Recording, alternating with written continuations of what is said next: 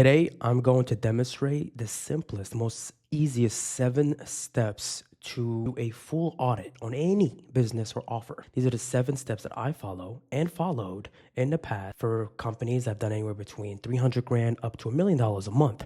So this just to go back from last year, right? We did $1 million a month starting from January 2025 all the way up to June 2025, right? Q1 and Q2, and there's a full 100% organic offer.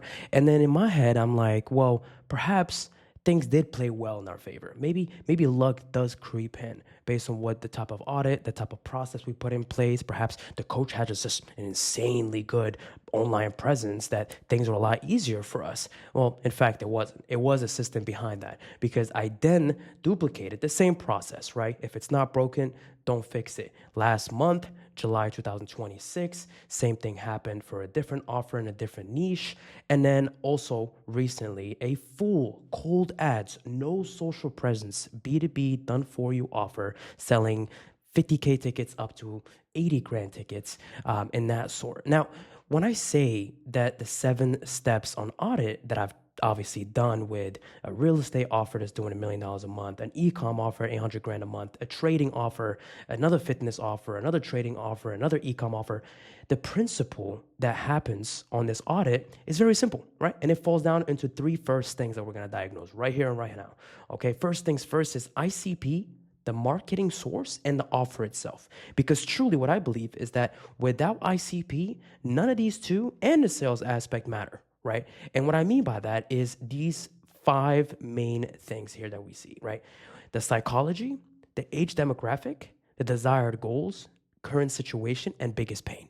And this could be something that it's a lot of you guys are familiar with, or perhaps not, but the importance and the emphasis between knowing these things in and out make or break any offer, whether it's starting from 50 grand to 100 to up to $1 million a month. It doesn't matter, right? So what does psychology mean? Is how does this buyer actually think and operate in, right? Whether in his type A situation where he's at right now, or even how he would think down the line. But ultimately, the psychology, right? The limited belief or even the good belief that they have. 2 will be the age demographic. Now, I'm going to say why this is important in terms of the sales side as we scroll down.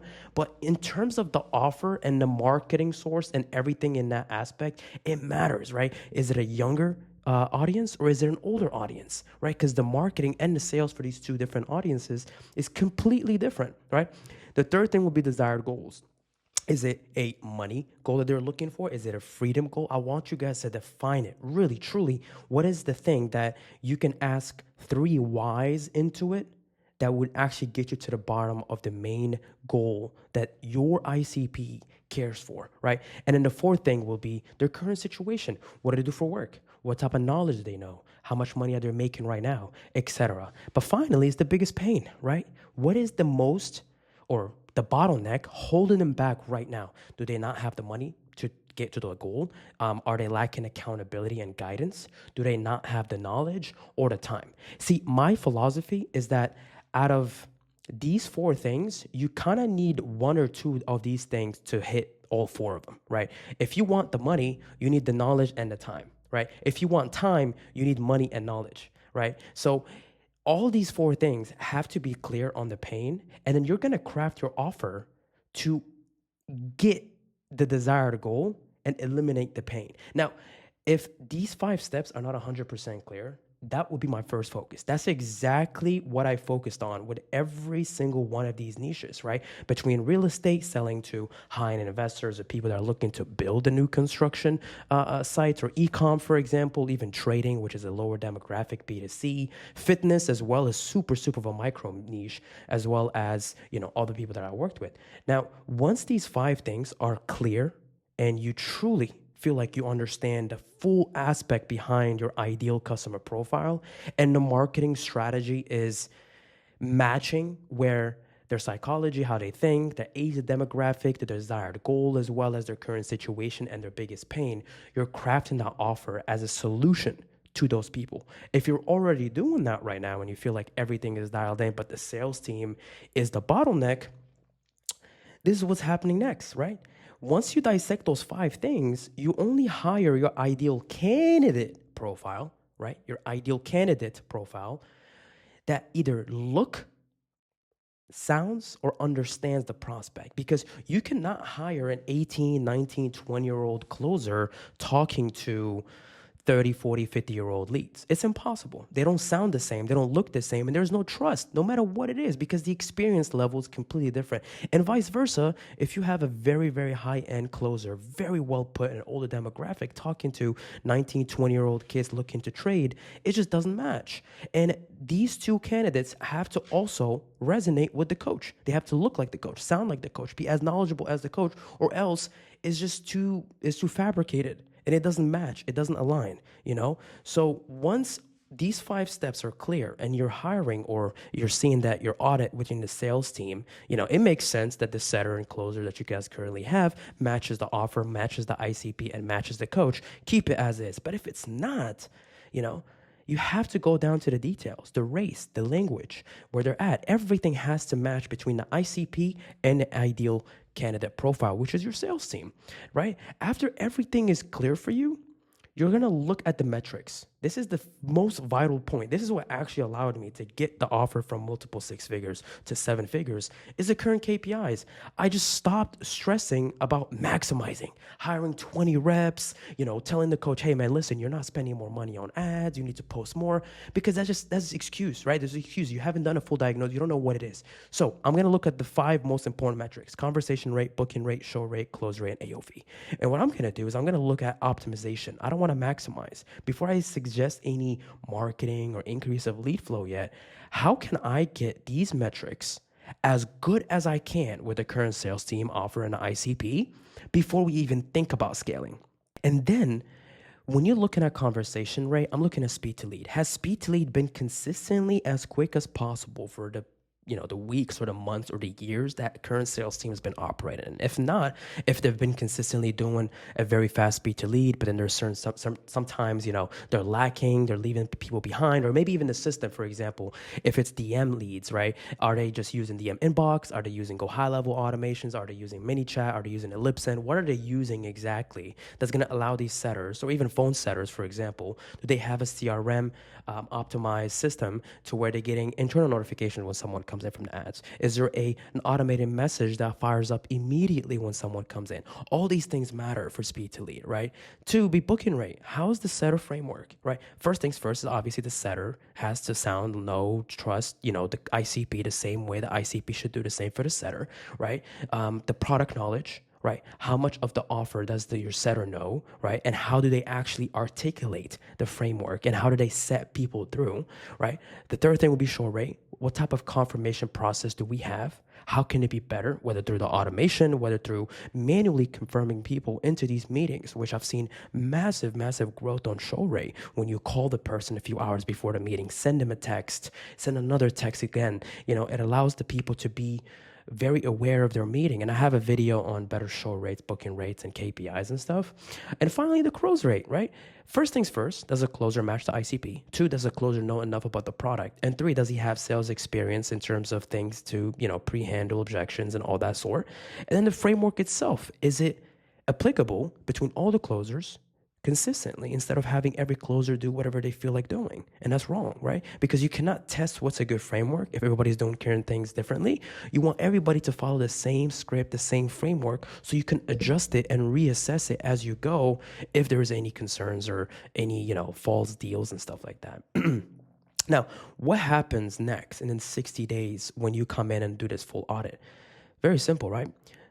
You have a full audit on ICP and marketing and offer, right? Which is going to benefit your sales team tremendously, right? In terms of who should be there, who should be fired, what are they lacking system-wise, X, Y, and Z. 2 would be a full optimization on numbers on KPIs.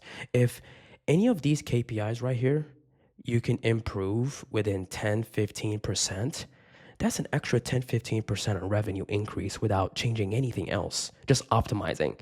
And that's a massive, massive win for any coach in business. You can come in for 60 days and optimize an additional 10, 15, 20% on their current stats and rise that revenue where it needs to be. And then from there, you can reassess and think about growing more. This is the fastest way to establish credibility and consistency with any coach or any business in general. Third would be you're gathering all case studies necessary for sales and marketing. The sales team is the engine, it's the heart of the business itself. Why? Because you're acquiring more clients, you're driving revenue, but then you're bringing on really good case studies for the operational team that's going to be fed back into the marketing side, right? And the more case studies you guys generate, the more marketing ads and content your coach and your media buyer can push to bring you more people in, right? Fourth, it'd be you built the SOPs and systems to better the sales team, whether through communication channels, whether through tracking, whether through all the resources and documents necessary for the sales aspect. Once you document all these things within 60 days, it's easy to fetch for these things when they're needed by the sales team, but it's easy for you to diagnose and reassess if those SOPs are working or not to duplicate it more when you hire more people, and even when you take the same SOP over to a different company that is needed for, so you don't have to start from scratch again. And the fifth thing is be a full scope on ideal candidate profiles to hire. Now you know exactly who you're selling to and what you're selling them and the type of success you guys generated and the type of culture and performance you're expecting from new hires. Within 60 days, you know exactly who to hire and who to keep and who not to keep. And what happens next is now what you do is very simple. You're just going to scale with more reps because let's say you have 3 setters and 3 closers and you increase those optimizations on KPIs and now you're hitting a ceiling between I got the close rate as best as I can, my show rate as best as I can. We're hitting people as fast as we could. Now we're just gonna need either more content and more ads. And the more money you spend on ads and the more content you push, the increase of lead flow. And sometimes you're gonna find that the setters are being overwhelmed with the amount of people coming in, where it makes sense for you to hire more setters now to book more meetings. And the more meetings you're booked, you're gonna need more slots on the calendar. And now you have to hire another closer. And then that's how you increase and scale is one, you do a full audit, right? You do a full audit on who the ICP marketing source and offer. You get these 5 main things fully dialed in. You understand exactly who actually fits to sell the offer with you. You optimize these KPIs to your best ability within 60 days. You have a 5 clear checklist on what you've actually got results for, right? And then you scale. You hire more reps, you spend more money on ads and content, you drive more revenue, you keep that consistency on the current KPIs numbers that you guys currently have, and you just bring more volume into it. And that is the best way. It's very simple. It's very, very consistent. And it's exactly what I've done for all these coaches, literally, right? For example, the real estate offer, they were doing 300 grand a month. What we need was a set of framework, a set of strategy where people can come in and get, DM'd back within under 10 to 5 minutes or even under 30 minutes. Reason being is because we're texting in behalf of the coach and he's a very successful man, so he's not going to be DMing you back in 2 minutes. If you have a phone setter, then obviously it has to be under 2 minutes, right? So we dialed in the speed to lead. From the speed to lead, the framework itself, right? But I made sure the setters had experience with the offer, which means they know the deliverables, the product knowledge, they know how the ICP thinks, what are the biggest goals, desires, and stuff like that. So when they're talking, they want to help the person and they know where they're coming from. When they're booking them, they're doing the confirmation process the best way possible, following the SOP we have in place. Because here's the thing. If the confirmation process is done exactly how we discussed it and it doesn't work, then it's the confirmation process and not the setter performance, right? And then, of course, the close rate goes down into the closer framework, the sales experience the closer has, but most importantly, the product knowledge and the whole process in place. And you take it step by step, no matter what niche, no matter what ticket size, no matter which type of funnel, cold or warm, doesn't matter. That's the best way to do it.